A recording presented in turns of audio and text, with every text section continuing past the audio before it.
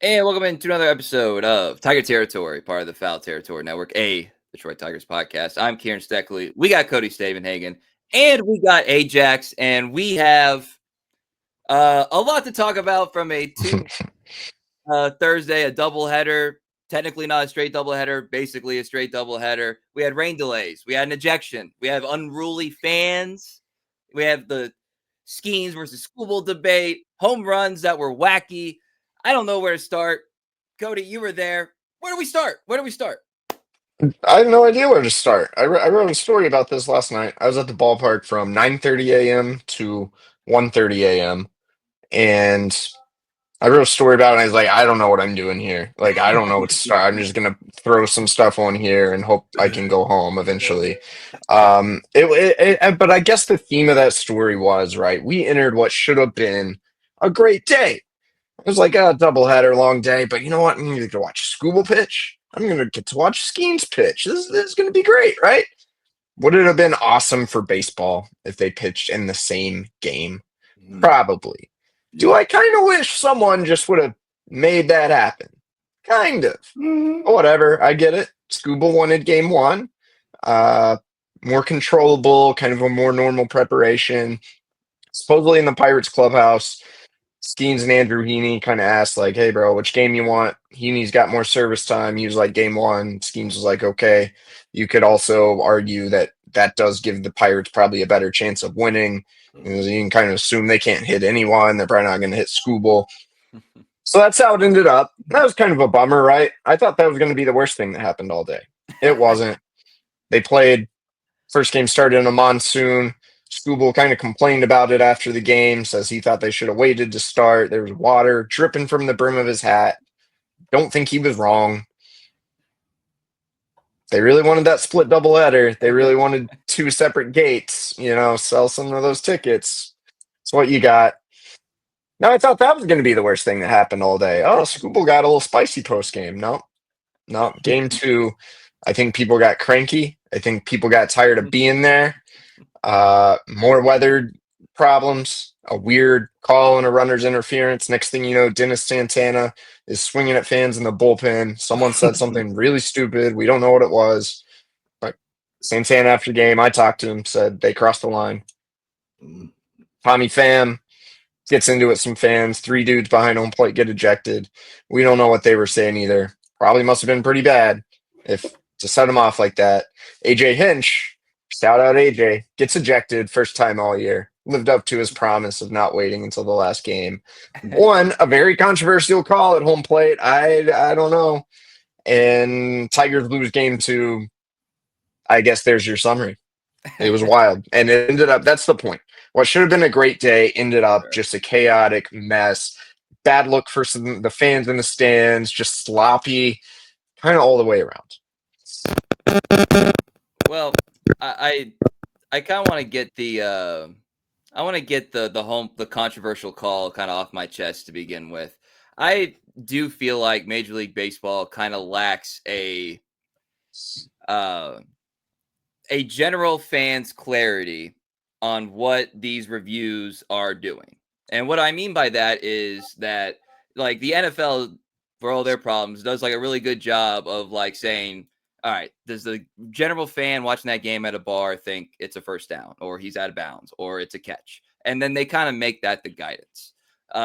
We've had multiple discussions on this podcast going all the way back to the first series about what constitutes like a call overturned via replay. And that to me looked more out than Manuel Margot. Am I off there? He looked more out than Manuel Margot was, and that was a call stands, and this was a call overturned. All right. And if you want to say that you can't get it 100%, then the call stands. I'm okay with that. But I'm just saying I've seen a lot less evidence overturned than what we saw on Thursday night. So that part is frustrating to me, even though if it did lead to AJ Hinch finally getting an ejection.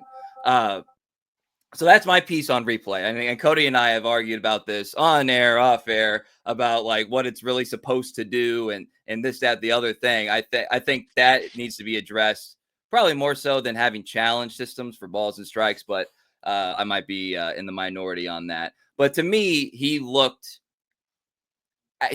out to me. And if he wasn't out, then I got 20 other calls that were overturned with less evidence that we need to go back and look at. All I want is consistency of standard.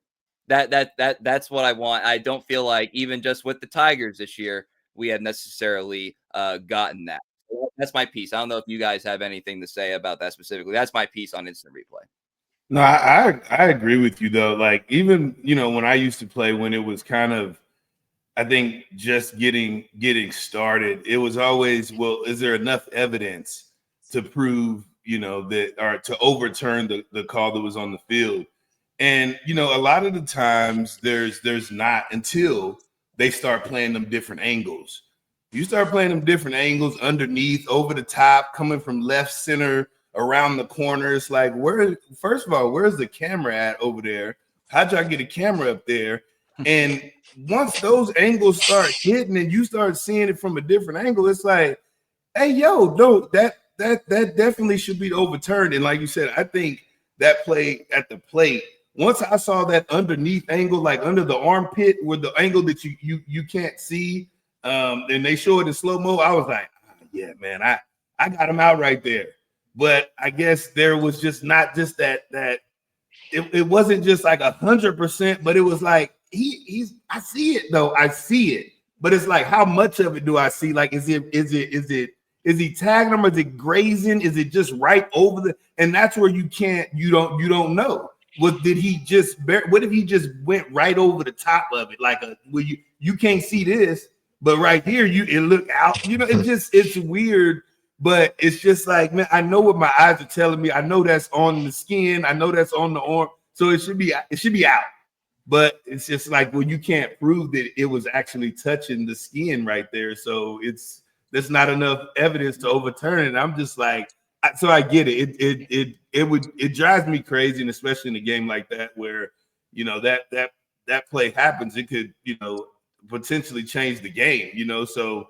There should be a little bit more clarification on plays like that, because it's like, dude, if we continue going down this path, calls that could potentially change games, it could potentially have change on the outcome of the game. We'll never know. It'll always just be, well, there's not enough evidence. Well, that's just not good enough. So, like you said, we need to come up with a different system. I don't know how they'll do it, but I think when you get to showing the different angles and I'm seeing a tag being applied, I don't know if it's how much it's on the skin. I just know it's on it. Yeah, so it's there. That's out. It's there. I can't prove to you how much pressure is on it from the glove to the skin, but I see it on it. So it's an out.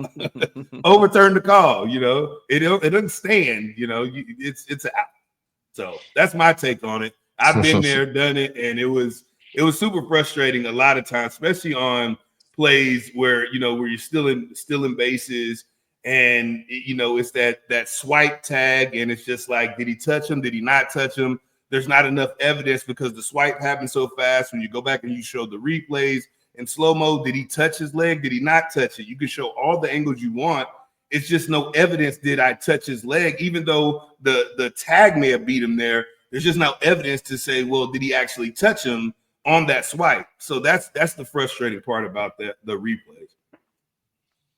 Yeah, I'm gonna be honest. I don't have a strong take on if you were safe or out because I was dealing with a lot of other stuff. I spent part of the rain delay out in the rain looking for the fan who was heckling Dennis Santana, and then trying to find out if that fan had been ejected, and then.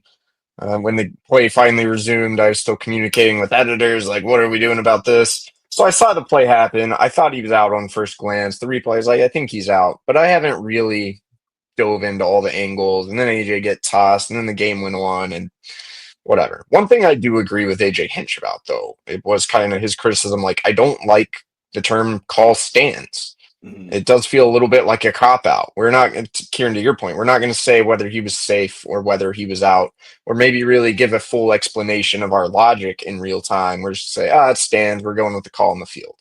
It does feel a little bit like I guess if you really can't tell, and there's not really conclusive evidence, I don't know if there's really an angle where you can say without any doubt Jake Rogers' glove is on Tommy Pham's arm.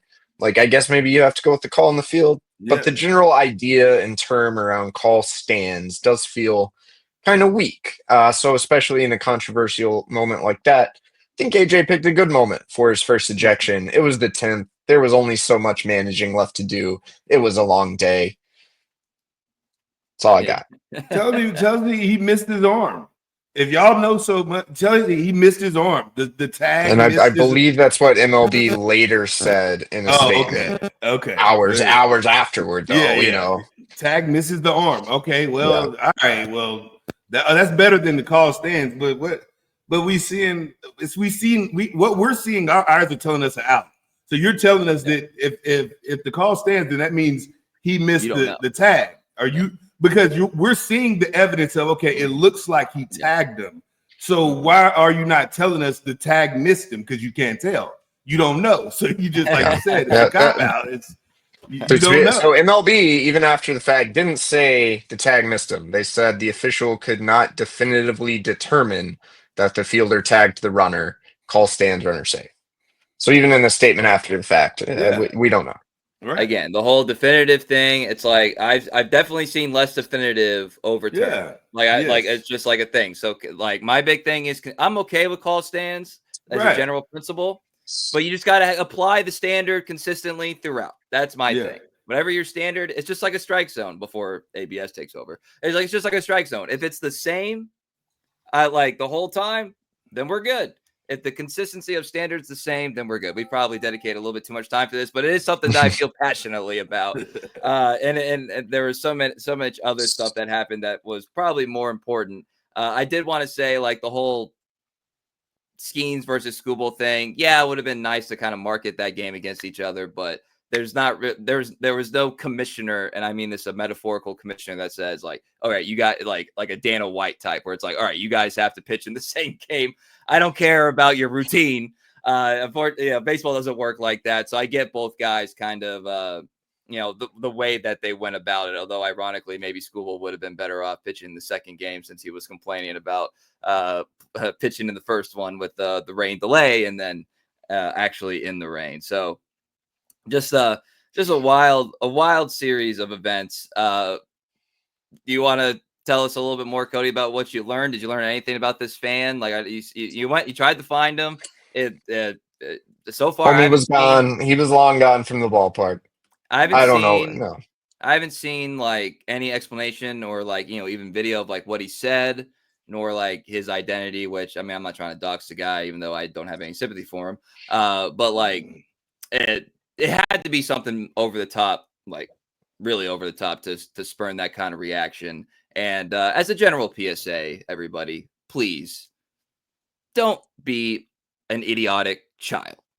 Just a PSA, and any ball field, youth, high school, college, minors, majors. Like, how about we just not say things that prompt this kind of response? Yes. That would be my message to everybody. Because it's like, do you really feel good about that? Like later, like if you do, then that probably speaks volumes about you. So that's just my general PSA. I know we have the video, and I think it's important to play it. If you guys have subscribed to us on YouTube, you can see this because, like, again, these ball players, Austin, you can speak to this too. Yeah. Like they hear all kinds of mess. Yeah. So for this guy who, again, he's a bullpen guy, wear a bullpens by the stands. Like he's heard everything under the sun, I'm sure. So to get this kind of response, it had to be bad, and that person ought to be ashamed of himself. Yeah, if anyone out there was listening knows what happened or knows who this dude is, shoot it my way. I think that's one of the unfortunate things. Everyone sees Dennis Santana. This makes a bad look for Dennis Santana. And he said afterward, it didn't justify the actions, but the guy did cross the line. It's a bad look for Dennis Santana, and the guy who was actually out there initiating all this just gets to, we may never know who he is. And that's kind of unfortunate. It's very cowardly. So we're going to show the video, and then I think we'll probably learn the most hearing from Ajax, hearing a player's perspective on what dealing with this stuff is actually like. Look at this shit. Hey! Hey! What? That was a Must hook. said something. Must That said was a hook. something. Man, it's as players we understand that the regular trash talk, the you suck, you can't hit, just those type of things. Like that's honestly, it's kind of fun because it kind of pumps you up. Like, oh, okay, you want to talk trash, you can kind of talk trash back with them. That's normal, player fan banter that's back and forth. But I've been on the other side of that where a fan has crossed the line in feeling safe in an environment where they know that we can't do anything and that we'll most likely get in trouble if we have some type of response to that. And we're gonna be the ones that are told that, hey, you're a professional, you're supposed to be able to keep your cool, but we're still human beings. You say something, personal that's beyond I suck. And when you go beyond me and start talking about my family and my children and kids, like if you saw somebody outside right now and they start talking about your mom or your kid or your family, what kind of response would you have? I don't care what kind of profession you're in, you're still a human being. And once you hit that boiling point, hey man, it's go time. And you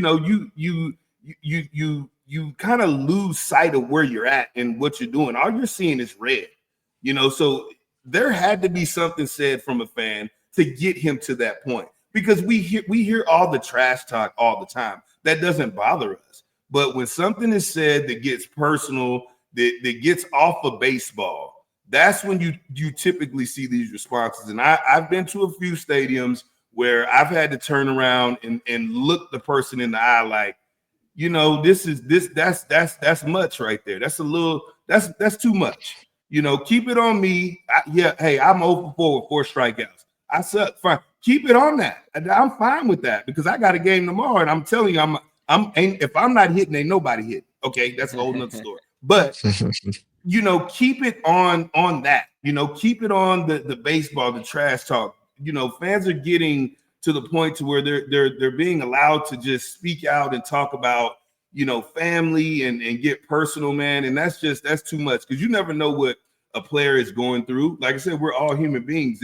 We're going through things off the field, and when you start getting personal like that, you start attacking somebody like that, hey, things like that will happen. It's just unfortunate, like you said, that it just looks bad on him because somebody's sitting there with a phone filming him, but not turning around and showing the guy who provoked this, who started this whole thing. Because, as players, we're not going up and, walking by a fan and saying, hey, you're a terrible fan, you suck, and this, that. That's what's been said to us about our performance, good or bad. So, this something was said to provoke him. And like I said, unfortunately, the cameras were just on him.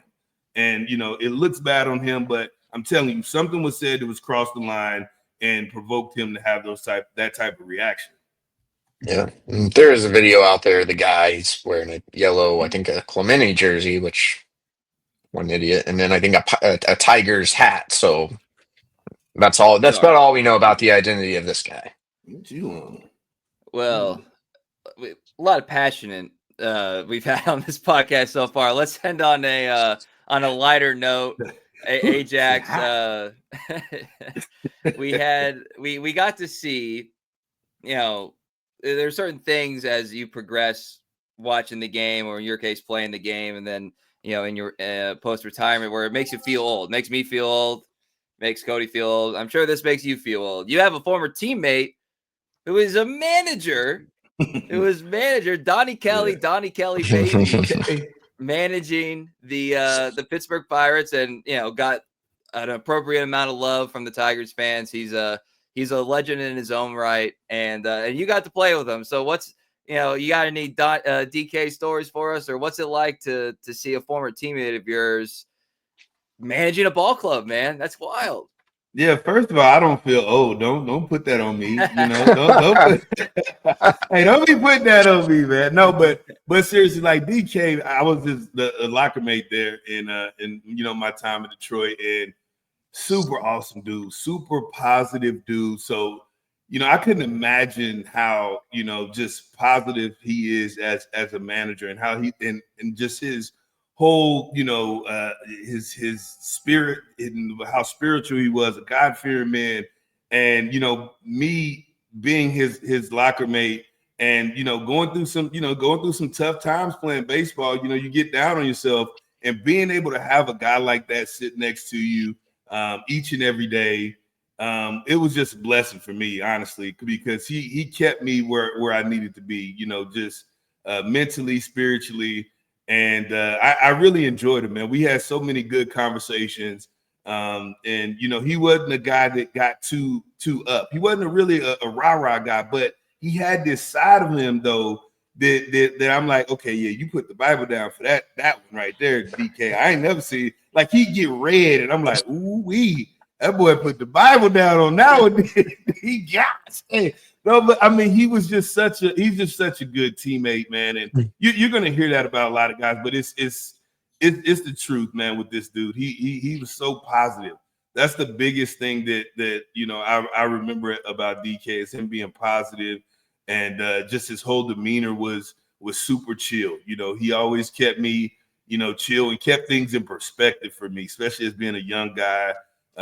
Coming in and trying to, make a name for myself, and, having some struggles early, man, and really just not knowing how to navigate this new journey and how to navigate failure.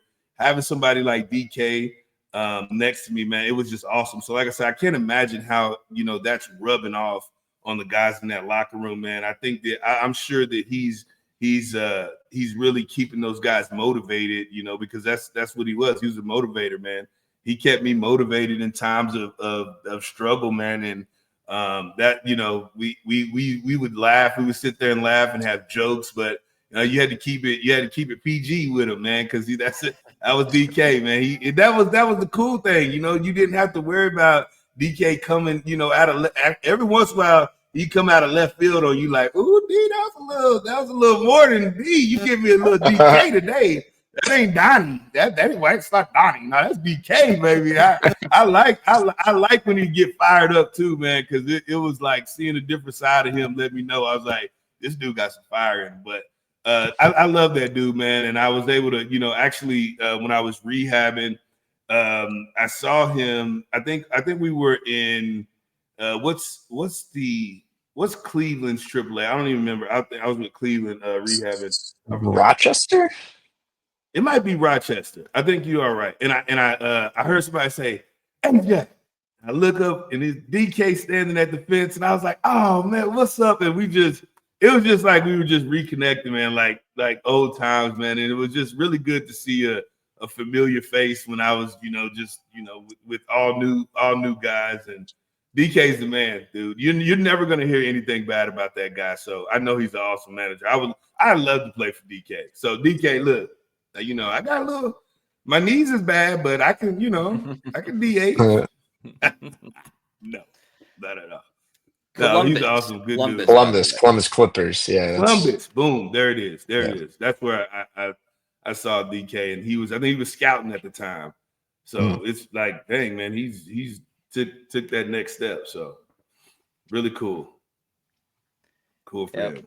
Yeah, it's awesome to see, like, him being kind of like a social media folk hero for the Tigers, and then make this professional ascension, and then also hear from you that he was like a great guy in the clubhouse and all that stuff. It's like that's all three phases right there of being a ball player. So that was really awesome to see him managing the Pirates, and a guy that, even from afar, rooting for, see if the Pirates can figure their stuff out, because you just want good stuff for Donnie Kelly. For sure. All right, we are going to take a quick break, and then afterward, we're going to talk about what we are witnessing with Riley Greene and whether he is on the cusp of reaching another level. If you're a card collector, even if you're not, and you just want to find a new way to collect, Arena Club is the spot. AJ just opened up a slab pack. He screen recorded on his phone so you can all see what he just experienced. Take us through it. It was simple. I just clicked on which slab pack I wanted, clicked buy now, boom, bought it. Card little pack starts spinning. You hit open, and then it goes all psychedelic on you. It gets a little funky. And then the card appears, and I got a Robin Yount rookie card. Yeah, you did. Pretty awesome. And then right after that experience, I saw the little buyback. and you said, "Nah, we're gonna hold on to this for I'm now." gonna hold on. His rubbing me out's in the Hall of Fame. He's not getting any more rookie cards, so I'm gonna stick with it for a little bit and see if the price might start going up a little bit. Yep, you can track that. And of course, if you do want to do the buyback, then you can instantly sell it right back to Arena Club, get yourself another slab pack, buy a card, whatever it is. This is the spot for collectors these days. And you can use the code FOUL, FOUL, to get yourself 20% off your first slab pack or card purchase at arenaclub.com/foul. All right, coming back here, a guy who would love to have a rookie card of, and that is one Riley Greene. We've done this, as people know, we've done these kind of focus episodes about like the case for various guys to be an all-star. We have put off Riley Greene because it's a pretty easy case to make. Like it's not really a whole lot of persuasion involved in saying Riley Greene should be an all-star. It's like, cool, thanks, next take. It was interesting, though, that when they put out the voting totals earlier this week, Aaron Judge is number 1 among American League outfielders. That makes a lot of sense. Number 2 was Riley Greene. And that means that it's not just like Tigers fans trying to get their guy into the All-Star game, into the starting lineup. That means that the general baseball population is seeing what we get to watch on an everyday basis. In Cody's case, up close. And what he's been doing right now, he's hitting 323, I believe, in the month of June. Like, yeah, you see all those names right there. And Riley Greene is second to only a guy who was hitting 400 for like the first 2 months of the season. So it's like a pretty good list of guys that Greene is in company with. And, shout out Javi for being 5 on that list too.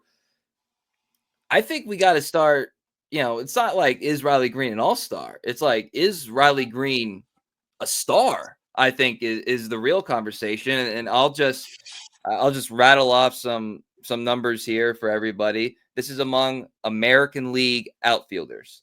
2nd in RBI, 3rd in home runs, 3rd in doubles, 5th in average, 3rd in slugging, 3rd in OPS, 2nd in total bases, 4th in WRC plus. Like, the dude is just hitting at an elite level, and also has some really fun highlights. We talked about with the Javi case, has some really fun highlights. In fact, Cody, why don't we play that right now? Because that happened this week, and we would have talked about it a lot more had there not been so much other stuff that happened this week. But this was something that it reminded me of a certain left-handed hitter from Austin Jackson's time with the Tigers. This shot from Riley Greene. It's a big swing.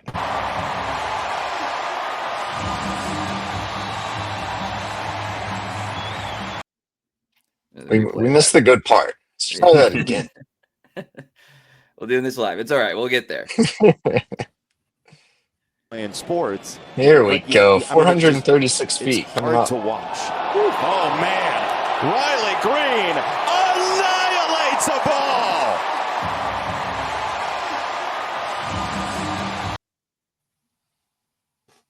By the way, shout out to Litter Robot. I got 2 of them in my house. So if they want to sponsor this podcast, no one's going to do a better live read than your boy for that product. So, but yeah, that shot right there was like, that reminded me of Prince Fielder. Like there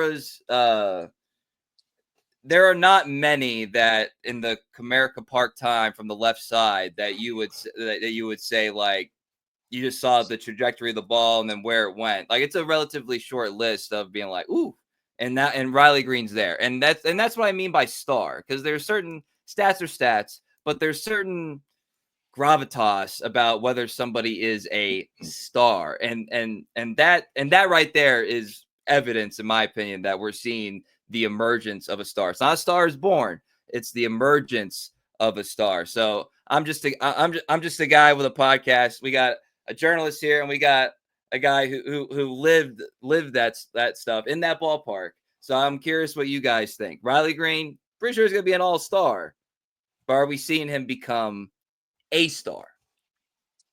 I think you are right on. I think we're seeing him become a star. I don't want to get us to get too far ahead of ourselves, but I'm not then that's not a knock to him saying that he's not approaching that. Is he fully there yet? Like we're he's definitely an all-star. I mean, that's in every sense of the word. Like that's where the stars are. I don't think you're going to see him make one all-star and be done. I don't think this is the case of him having like one of those, career years and the guy made the all-star team one time. I think you're going to see several seasons of him making an all-star. I'd like to see him keep doing it a few more years before I can say like he's a star. He's definitely an all-star. I think that when we spoke, I don't know, a month or maybe a little over a month ago, when he was trying to find it, he was trying to find his swing, but it was like it's there. He's having, he just needs to keep swinging the bat. Like he doesn't need to. Like we've already seen what this guy can do. It was more about he just needed to get some, some more at bats, get a couple balls to drop, continue to, stay with his approach, stay within himself. And he's done that. And that's what got him to where he's at now. Like I could fully, and I remember saying it, like we all were like, he's going to be fine. Like there's no reason to stress out when he has 60 at bats and he's not hitting 400 right now. Like it's just sometimes you start off hot and you're hitting 400 and sometimes you're hitting 220. But with his approach and just what he's able to bring each and every day with that glove, because that's one thing that I feel did not leave was the glove. Like he's been playing all-star defense. So it was just a matter of a time for his swing to come along. And, with him staying within himself, I think is what got him back to where he's at now, to where we're like, this dude, he didn't go anywhere. And yes, I do think we're seeing a guy that we're going to be able to say one day is a star. Like I do see that. I think we want him to be a star, but he's gonna prove it with this play that no, this dude's a legit bona fide star. It's interesting you mentioned the defense, Austin, because by the numbers, that's actually the thing holding him back from taking that step toward being like the top 10, top 5 MVP voter that we talked about. Like, can he get to that stage? I think the eye test, we still see Riley making a lot of highlight plays. He's crashing into walls, he's diving. I think the eye test also, we can all kind of see he's not moving as well. And the numbers reflect that. He's got his plus 14 defensive runs saved last year. He was approaching Austin Jackson territory. But he's -4 this year. And I'm not saying he's a poor defender, but you're seeing him not move as well and not cover as much ground. His offensive performance is pretty much the same. He was 35% above league average last year. He's 34% above league average this year, even with all the strikeouts. I'm going to ask you about that in a second. It's really the defense that I think is kind of capping like that WAR, kind of capping maybe him from really being that guy. But he still does have great defensive instincts. He can make plays. So I'm just worried about him physically. We've talked about that before. The thing I'm curious to ask you about, Austin, Riley Greene leads baseball in strikeouts. And we've seen him go through some ruts where he's punching a lot. He's got a steep swing. I'm almost kind of tired of hearing people complain about it. Like, I'm not saying leading the league in strikeouts is a good thing. Yeah. We'd like to see the walk rate go up. We'd like to see the strikeout rate go down, obviously. But strikeouts, I think, are a little bit a part of who Riley Greene is. And he's still an all-star hitter, even with the 31% strikeout rate right now. So it's almost like, I don't know, maybe we should stop being boomers about it and put the ball in play and go the other way. I don't know. The guy can hit. The guy can hit. Yeah. If you were Riley Greene, Austin, would you be trying to cut down on the Ks, though? Absolutely not, because now you're taking away who I can, like what I'm able to do with my bat. Like I'm able to do damage. I'm a swing and miss sometimes, like. We're not facing just Rudy Poots up here. These guys are, these guys, if you just watch a game and just literally don't watch a hitter and just watch movement of pitches, it's ridiculous what guys are able to do spinning a baseball up to the plate.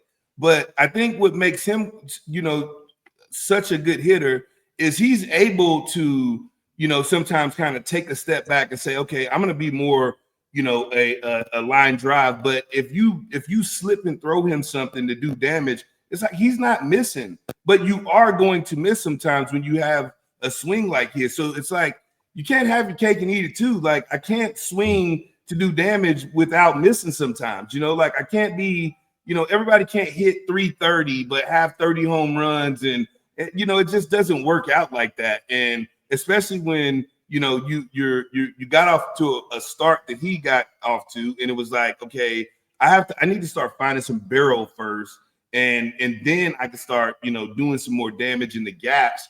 And I think that gets looked at in a bad way sometimes, like striking out.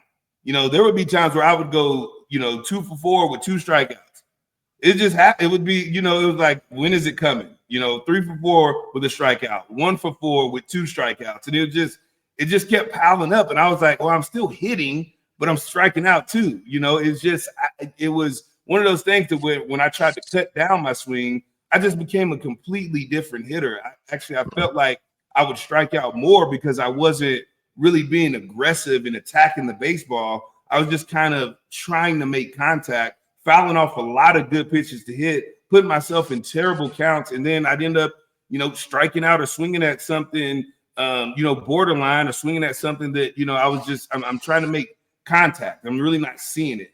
So I don't think that he should change anything. I'm not going to change anything if I feel comfortable with who I am and I know that I can hit and I can swing the bat. You're going to sacrifice sometimes some strikeouts, but I don't think he should sacrifice, making contact with this type of swing he has. We just seen a dude hit a ball up to the Pepsi sign. Hey, and then if I strike out after that, I mean, you just gotta just think about that one. Why are you worried about the strikeout? Like, the dude threw me a 97 ball that moved literally 3 feet, and I swung and I missed it. I'm good. Think about that home run I just hit, though. Like, you can't do that every time. It's not realistic to think that he's just not that type of hitter. He's not that type of hitter, but he's a good hitter. So I'm in a complete agreement with you. I think sometimes we look at that sometimes like, I wish that he wouldn't strike out as much and put the ball in play. And then what? He's not stealing 70 bases. So I'd rather him do damage. I want you hitting doubles, doubles and home runs. And, obviously when we got somebody nasty up here, then be your little contact hitter. But go up there and I'm trying to do damage. And if you strike out trying to be the hitter that you are, I can live with that, I have a feeling if AJ Hinch were on here, he would say, I can live with the strikeouts. I just don't like the chase. When he gets in chase mode and he's not having good at bats, that's a little different than, oh, you swung and missed a nasty slider, or you got beat by 97 because you have a steep swing and you're trying to do damage. So that's the one thing to keep in mind, is he can kind of get into chase mode a little too much sometimes. And that's enough. I mean, how old is Riley? He's 24. 24. He turns 25 in September. So he's 24. Still a young. You got to remember that too. Like, he's still a young player.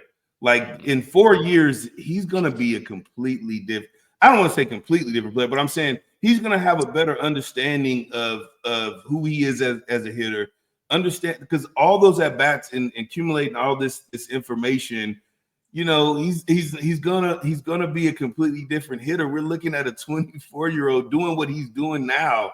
I mean, he's only going to get better. He's only going to get better with time and at bats. He's going to understand the strike zone more and more each and every year.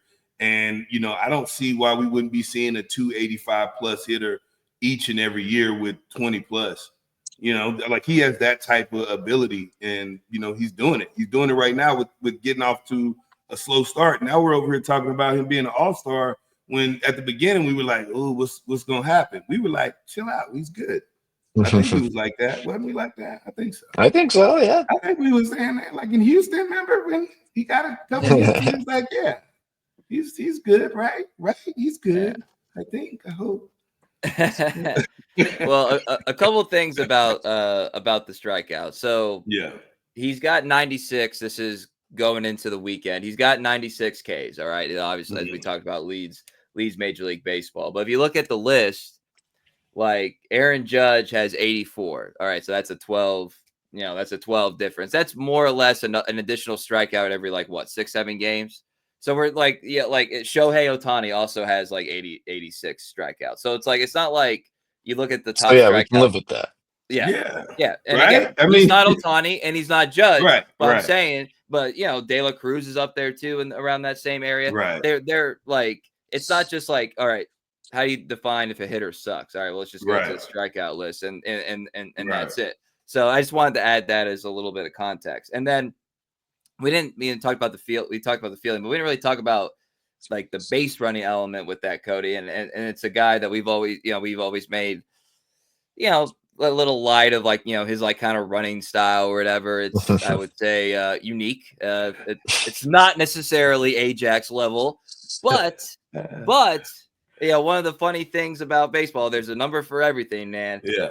His base running run value is only in the 32 percentile, but he is 5th in the American League in extra base taken percentage. Boom.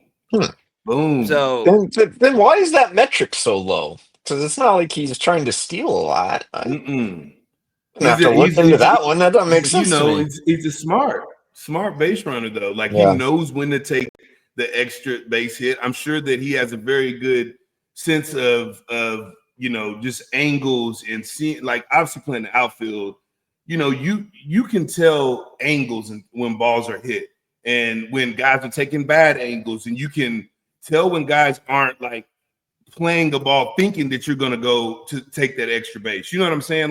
You can tell when a guy is going, and you got all the information on the outfielders, but there would be times where I could tell this guy isn't he's not getting to this ball. I can tell he's not going 100%, and you can take advantage of that. So I kind of feel like that's why that number is what it is, because I think he's more of a smart base runner as opposed to, a blazer on the base pass, which that's honestly what type of runner or base runner that he needs to be, because we're talking about the way he runs and things like that. And he's a bigger dude. So that's a lot of weight hitting the ground. I don't want him doing that. And he dives a lot already in the outfield. I don't need you hitting the ground too many more times than you already are. So be smart on the base pass, taking that extra base. That's what wins games. I think when runners and you got a team that can kind of buy into that, taking those extra bases. I mean, getting a runner, an extra base. I mean, that makes all the difference in the world. And what the hitters have to do now. I can just hit a pop fly to the outfield. I can hit the ball to the right side of the infield and score a runner. All those type of things makes a difference. And that is I didn't know that stat about him, but I love that. I love that because everybody wants to steal bases, but that's one of those stats that kind of gets overlooked a little bit, I think. And it's a very important stat, I think, as a base runner. That tells me more about you than just your speed. I want that guy that can take that extra base. I love, who would sneakily do that was Miguel Cabrera would do that. Maybe he wasn't a blazer, but he would take an extra base and he'd be like, oh, shoot, that just put him now on third base with one out. And it's man, that was awesome to see, but it would change the outcome of games because now you're moving him closer to home when you want him closer to home if you can. So no, I think that's awesome. I didn't know that. That's a cool stat. Yeah, well, Riley is kind of been, he's been the hitter face of the rebuild, since he got drafted in what was that, 2019, right? Yeah, 2019, 5th overall, and he's done nothing but ascend at an elite pace. Right. And then, he gets to the major leagues and he's got to figure it out. But again, all-star in his age 23 season. He's in his age 24, or maybe technically it's 25, whatever. Birthday in September. You guys can figure it out. And on pace right now to start in the all-star game. So, yeah, I think he's on a good path. I think is how I would phrase that. And the highlight stuff with him certainly applies as well. That montage is going to be a lot of fun when he gets introduced over there in Atlanta, representing the Detroit Tigers. Whew, man, I'm sweaty. That was an intense, fun podcast. Got a lot out there. Ajax, great insights as always. Anything else, guys, before we jet out of here? What? All Hey, what'd good. you say? Joe, You what do you said got? Javi was fifth on there. Yeah, How about yeah. that, man? I'm pumped for that, though, man. I am pumped for that, and I hope that works out because I love that, man. I've been, hey, man. I've been, and a lot of people have. I'm not acting like, oh, I saw something. It was just more of like, you wanted it for this guy, because I played against Javi, played with him, and I think that he at times would get like this bad rep, and I'm like, yeah, he's not like that, man. This dude's a gamer. This dude like loves the game. He plays the game. He respects the game. Don't let all the other stuff, fool you. And just his time in Detroit, I think, hasn't really shown really who Right. the true Javi is. And so, I'm pumped for him, man. I'm glad that he's able to start to, kind of show what he can do and what he's able to do on a baseball field. And it's one of those things where you think that just because somebody signs this big contract that they're going to come in and they're going to just make this immediate impact on the team, and it doesn't always work out like that. So I'm just glad to see that, like, finally, even though he's not the vintage Javi of old, because injuries and all that things, and Father Time catches up with everybody, no matter who you are. But to see him, be on what, fifth, you say, and hey, man. Among outfielders. Hey, man, Which is let's funny. go. Outfielders. Yeah, That's cool, man. I'm super pumped for the dude, and I hope it works out for him. So really that's cool. good stuff. It's a remarkable story on Yes. a team full of remarkable stories. Yes. And the team itself is a remarkable story to be, Yes. spending this much time leading the American League and record and being atop of all the power Yeah. rankings and all that stuff. And Yeah. a lot of season left. We'll see what happens. Yeah. A lot more to come, and we are going to chronicle all of it here on Tiger Territory. So make sure you subscribe to us on Apple, Spotify, wherever you get your podcasts, YouTube, Instagram. Follow us on X at Tiger Territory _, and we will be bringing you all the interesting, insightful, and flat out fun analysis of the Detroit Tigers. So for Austin Jackson, Cody Stavenhagen, I'm Kieran Steckley. Everybody have a great day.